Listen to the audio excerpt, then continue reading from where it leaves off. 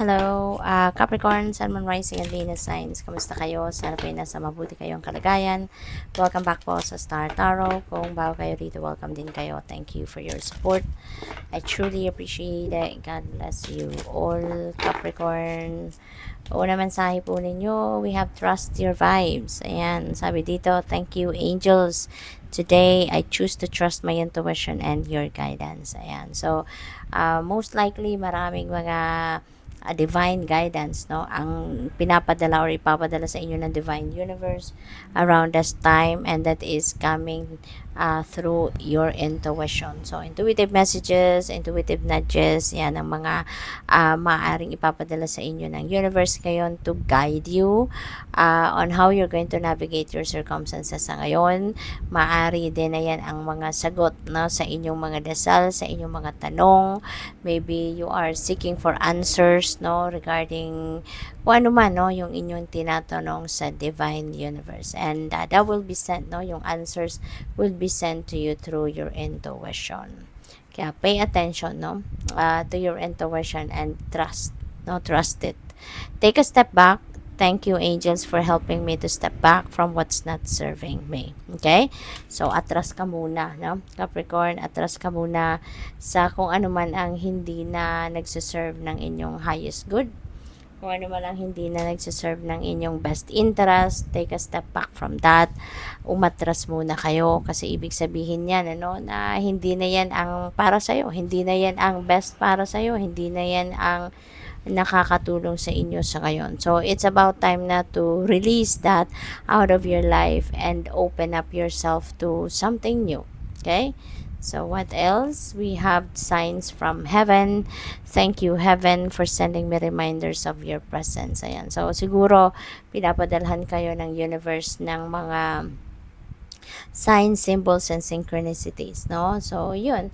Ang mahalaga lang, no, kapag alam nyo na yung mga signs na yan ay yung mga bagay na yan, no, yung mga symbols na ginagamit ng divine universe, pinapadala sa inyo, once na figure out nyo na yan ang sign para sa'yo, then look for the meaning of that, no, lalo kung hindi mo alam ang ibig sabihin ng mga symbols na yan. Let's say for example, katulad nito, feathers, 'di ba?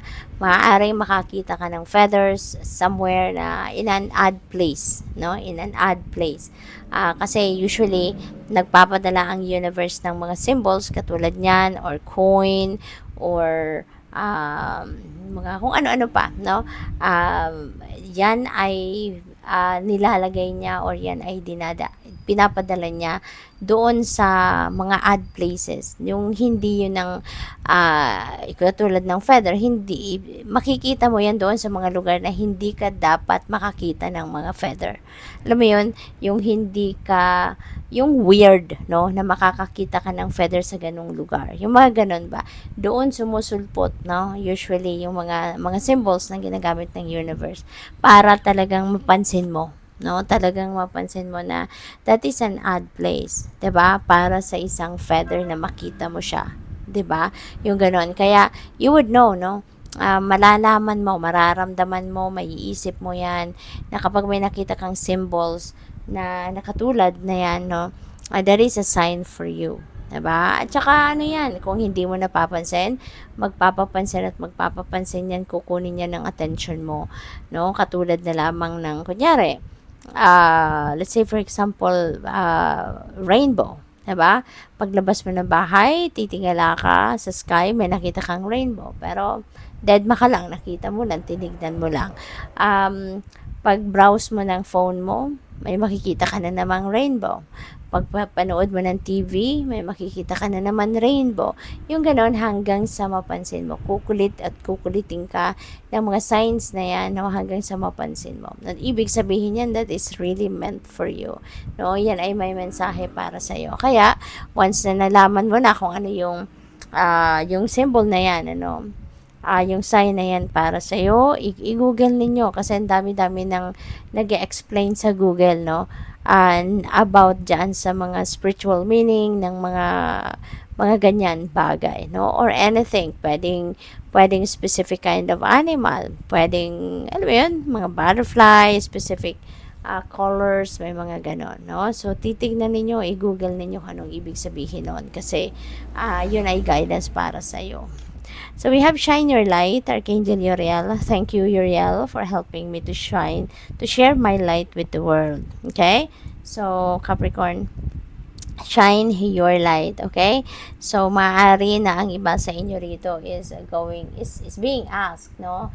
Some viewer is being asked dito to share your light, to share your radiance, to to share what you have, what you've got, no? Sa ibang tao, kasi maaaring kayo ay may gift, no? Maaring kayo ay may gift of healing. Maaring kayo ay may gift na nakakatulong sa ibang tao para ma-inspire sila, 'di ba? Ganahan sila sa buhay, magliwanag yung kaisipan nila, yung ganun ba? So, what else? We have moon energy and surrender to the natural ebb and flow of life. If you're feeling confused, this fairy comes to calm emotions and reassure you that peace of mind is possible. Okay? So, mag-surrender daw kayo sa natural ebb and flow of life. Okay? Kasi, posible, no, na recently siguro or in the past, no, meron kayong sitwasyon or bagay na talaga ini-insist ninyo. Kunyari, outcome na kung ano man ang ginagawa ninyo, trabaho, whatsoever. So, maybe you are surrendering that, no, to the divine universe.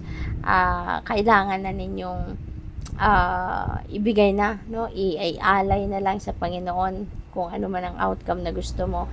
Kasi kung yun ay para sa iyo, yan ay ibibigay sa iyo. If it's not for you, God will prepare something way better than that para sa iyo. Diba? Pero mas maganda na wag na ngang mag-insist, wag mo nang ipilit kasi it will just compromise everything, no? It will just complicate everything. So, yun na nga, ialay mo na lang yan sa divine universe. Okay? So, what else? We have wish wisely.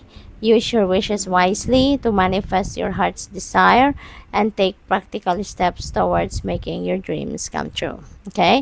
So, use your wishes wisely. Alright? Kasi, iba sa inyo, diba? Baka nagwe-wish kayo ng hindi para sa iyo, nagwe-wish kayo ng hindi makakabuti din para sa iba, yung mga ganun ba. So, use your wishes wisely, okay? Na ma-manifest mo kung ano yung mga pinakamimithi ninyo, kung ano talaga yung gusto ninyong mangyari sa buhay ninyo, okay? We have hidden depths. Something hidden is about to come to light, perhaps a secret or memory at the back of your mind.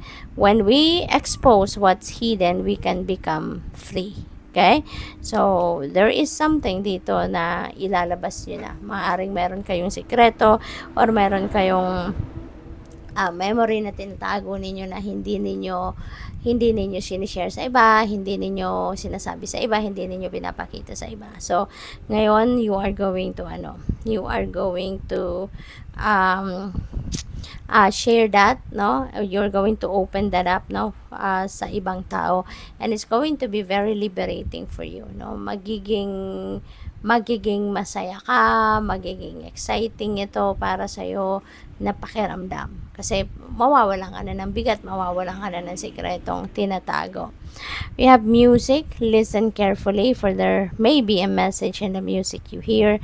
Music can lift your soul, rekindle memories, and charm fairies to your door. Ayan. So, pay attention, no, sa mga lyrics, no, na mga musika na pinapakinggan ninyo, mga kantang pinapakinggan ninyo, kasi maaari, no, na isa sa paraan ng universe na magparating sa inyo ng gabay, guidance, or kasagutan sa inyong mga tanong, sa inyong mga dasal is yung musika, no, idadaan dito sa lyrics, no, ng music na papakinggan ninyo. So, good luck. Thank you for watching. Love and light. Namaste.